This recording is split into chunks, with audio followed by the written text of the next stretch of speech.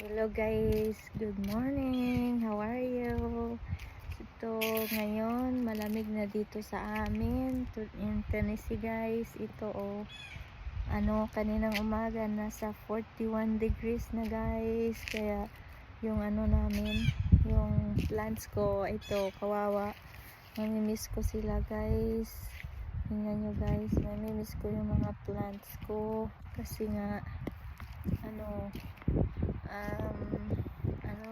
ito yung mga favorite na ginagawa ko. Ayan yung mga plants ko guys.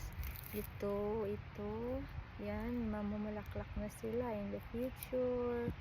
Yan guys, pati itong tingnan nyo, see, namimiss ko yan. I think I will stay only for a week. Kaya guys, mamimiss ko mga plants. Ayan yung banana ko. Ito yung aking happiness guys. Yan yung hobby ko tuwing summer. Talagang nakakatanggal ng stress, or yun bang pag wala kang ginagawa. Ganito sa amin dito guys. Ayan yung neighborhood namin, tahimik. Ito yung flowers ko.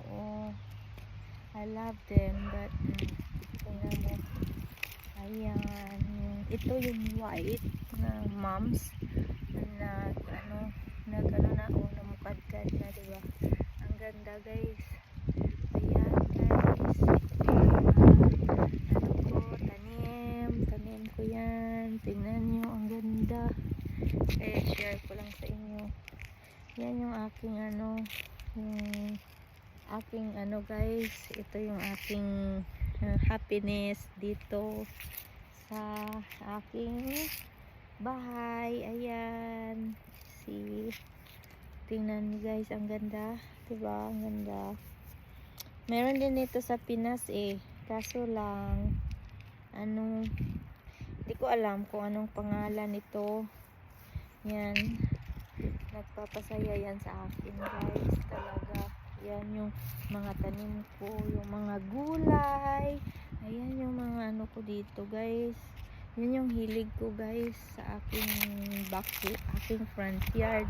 Ito yung aking mga guys, tanim. Ayan, it's really good. Makakatanggal ng ng stress. Ayan, pag tinignan ko ito, masaya na ako. Yung ganun ba? Ayan, diba? Yes guys, sana nagustuhan nyo ang video kong ito. Sana patuloy nyong abangan yung aking flowers. That's my daisy. See, ganda nila, diba? Ayan, may different colors yan, white and red. See, the white and the red, and of course look at my bananas.